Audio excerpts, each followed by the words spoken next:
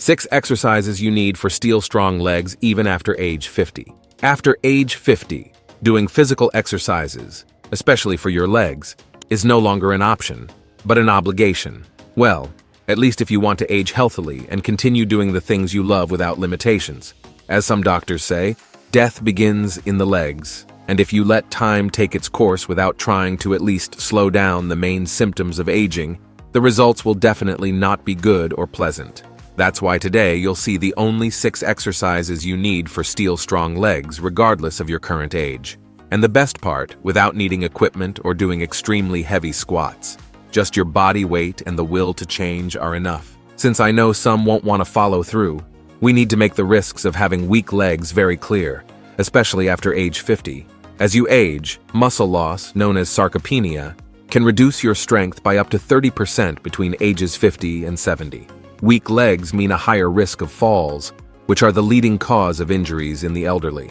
Additionally, reduced mobility affects your independence, quality of life, and even your cardiovascular health. Leg muscles are essential for keeping your metabolism active and preventing diseases like type 2 diabetes and osteoporosis.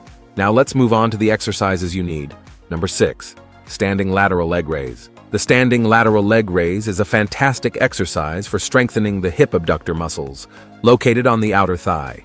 These muscles are essential for stabilizing the pelvis during walking and maintaining the body's lateral balance. After age 50, these muscles tend to weaken, compromising our stability and increasing the risk of falls, especially when we need to move laterally or recover from a stumble. A study published in the Journal of Geriatric Physical Therapy in 2020 demonstrated that adults over 55 who performed hip abduction exercises for 12 weeks experienced a 28% improvement in lateral stability and a 17% reduction in fall risk. The participants performed the exercise 3 times a week, with a gradual progression of sets and repetitions. To correctly perform this exercise, start standing near a wall or chair for support if necessary. Keep your back straight, shift your body weight to one leg, and keeping the other leg straight, raise it laterally to a comfortable height, ideally about 45 degrees. The movement should be controlled, without impulses or swinging. When raising your leg, keep your foot pointed slightly inward, ensuring that the hip abductors are really working. One of the most common mistakes when performing this exercise is leaning the trunk to the opposite side of the leg being raised. This drastically reduces the effectiveness of the exercise and can overload the lower back. Another frequent error is raising the leg too quickly or using momentum, which decreases muscle tension and the benefits of the exercise. It's also important not to rotate the hip during the movement, always keeping it aligned with the rest of the body. For best results, I recommend doing 3 sets of 12 to 15 repetitions on each leg with a 75-second rest between sets. As the exercise becomes easier, you can increase the difficulty by holding a water bottle or using light ankle weights. Exercise 5. Reverse lunge. The reverse lunge is an exceptional variation of the traditional lunge. This exercise intensely works the quadriceps, glutes, and hamstrings, while also engaging the core and ankle stabilizing muscles. The advantage of the reverse lunge is that it significantly reduces the impact on the knees, making it safer and more comfortable for mature joints. I remember Carlos, a 63-year-old student who had constant knee pain and avoided any leg exercises. After introducing the reverse lunge into his routine, he not only strengthened his legs without pain but also returned to playing tennis with friends on weekends. To correctly perform the reverse lunge, start standing with feet shoulder-width apart and hands on your hips or extended forward to help with balance. Take a large step backward with one leg, landing on the ball of your foot. Bend both knees, lowering your body until the front knee forms approximately a 90-degree angle, and the back knee nearly touches the floor. Your trunk should remain upright, with your abdomen contracted and your gaze forward. Push up through the heel of the front leg, returning to the starting position. The most common mistakes include not descending enough, which reduces the range of motion and its benefits, allowing the front knee to extend beyond the line of the toes, which increases stress on the joint, and excessively leaning the trunk forward, overloading the lower back. Another frequent error is not maintaining knee alignment with the foot, allowing the knee to fall inward, which can cause long-term injuries. To maximize results, perform 3 sets of 10 repetitions for each leg, alternating legs with each repetition, or completing all repetitions with one leg before switching to the other. A 60 to 90-second rest between sets is ideal. As you gain strength and confidence, you can gradually increase the number of repetitions or add light dumbbells held at your sides to increase resistance. Exercise 4. Standing Hamstring Curl. The standing hamstring curl is an exercise specifically targeting the hamstring muscles, that muscle group located at the back of the thigh. These muscles are often neglected in exercise routines, but are absolutely crucial for knee stability, proper posture, and injury prevention. After age 50, strengthening the hamstrings becomes even more important, as these muscles help maintain hip joint mobility and protect the lower back. A study published in the International Journal of Sports Physical Therapy analyzed the effects of hamstring strengthening in adults over 55. The results showed that after 16 weeks of consistent training, participants demonstrated a 31% improvement in hamstring strength and a 22% reduction in reported lower back pain.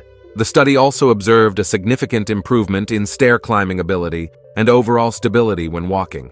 To perform this exercise correctly, start standing with feet hip-width apart, and if necessary, lightly support yourself on a chair or wall to maintain balance. Shift your body weight to one leg, maintaining a slight bend in the knee to protect the joint. Now, slowly bend the knee of the other leg, trying to bring the heel toward the glute. The movement should be controlled and focused exclusively on the knee joint. Try to reach an angle of at least 90 degrees, or go further if your flexibility allows. Hold the position for 1 second at the maximum point of contraction, and then slowly return to the starting position. The most common errors during this exercise include swinging the body to create momentum, which significantly reduces muscle work, raising the hip of the moving leg, which transfers the effort to other muscle groups, and performing the movement too quickly, decreasing the effectiveness of the exercise. It's also important to keep the knee of the supporting leg slightly flexed and not fully locked to avoid excessive joint stress. To intensify the exercise as you progress, you can add ankle weights. Start with light weights, such as 2 to 4 pounds, and gradually increase as your strength improves. The ankle weight should be placed just above the ankle, and it's essential to maintain the same correct technique even with the additional weight. I recommend performing 3 sets of 12 repetitions for each leg with a 60-second rest between sets. Focus on the quality of each repetition, feeling the contraction of the hamstrings throughout the movement. Perform this exercise at least twice a week for optimal results, but give enough time for recovery if you feel any muscle soreness.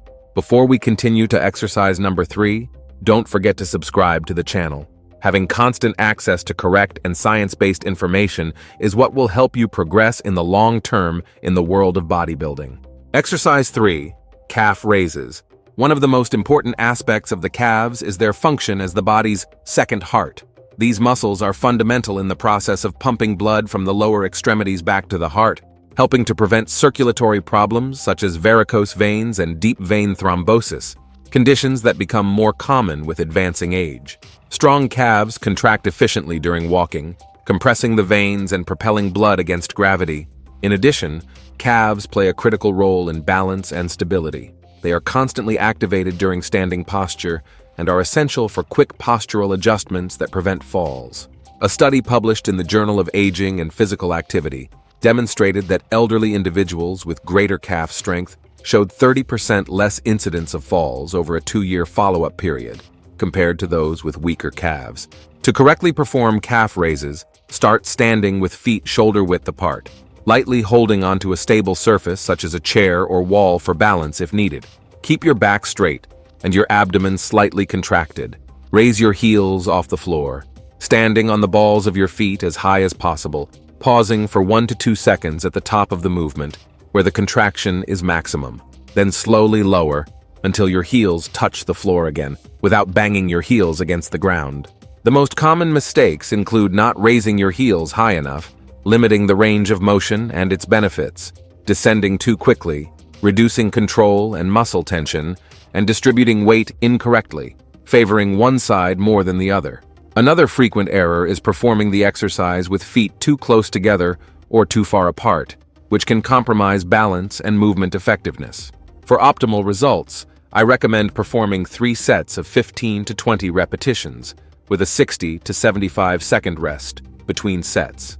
The higher volume of repetitions is beneficial for the calves, which are muscles with a high proportion of endurance fibers. For variation and progression, you can perform the exercise with only one leg at a time, significantly increasing the intensity, or add an elevated surface like a thick book or a step to increase the range of motion. Maintain a controlled rhythm, counting approximately 2 seconds to rise and 2 seconds to lower. Since calves are a more resistant muscle, aim to perform this exercise 3 to 4 times a week. Exercise 2. Glute Bridge. The glute bridge is an extraordinary exercise that intensely works the gluteal muscles, hamstrings, and lower back region. After age 50, strengthening these muscles becomes crucial not just for aesthetics, but primarily for functional health. The glutes are the largest muscles in the human body and play a fundamental role in stabilizing the pelvis, maintaining correct posture, and in virtually all movements involving the legs, such as walking, climbing stairs, and getting up from a chair.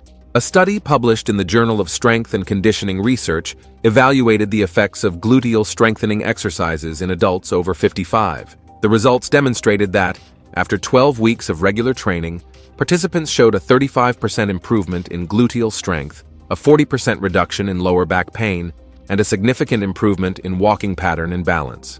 I have a student, Monica, 67 years old, who had suffered from chronic lower back pain for more than a decade. After incorporating the glute bridge into her routine 3 times a week, in just 2 months, she reported a significant reduction in pain and an impressive improvement in her ability to perform daily tasks, like playing with her grandchildren on the floor, something that was impossible for her before. To correctly perform the glute bridge, lie on your back on a mat or comfortable surface, with knees bent and feet flat on the floor, hip width apart, approximately 6 to 8 inches from your glutes. Your arms should be extended at your sides, with palms facing down. Gently contract your abdomen to stabilize your spine, then press your heels against the floor while lifting your hips until you form a straight line from your knees to your shoulders. In this position, your glutes should be firmly contracted. Hold the position for 2 to 3 seconds at the top, and then slowly lower, vertebra by vertebra, until your hips lightly touch the floor again. The most common errors when performing this exercise include raising the hips excessively, which can cause hyperextension of the lumbar spine and discomfort, not raising the hips enough, reducing the effectiveness of the movement, and allowing the knees to fall inward or outward during the exercise, which compromises proper alignment and can cause undue strain on the joints. Another frequent error is not actively contracting the glutes at the top of the movement, which is essential to maximize the benefits. For optimal results, I recommend performing 3 sets of 12 to 15 repetitions with a 60-second rest between sets. As the exercise becomes easier, you can progress by holding the elevated position longer or raising one leg extended while maintaining the position, which significantly increases the demand for stabilization and strength. Maintain a controlled rhythm, taking approximately 2 seconds to raise your hips and 2 seconds to lower them. Consistency is crucial.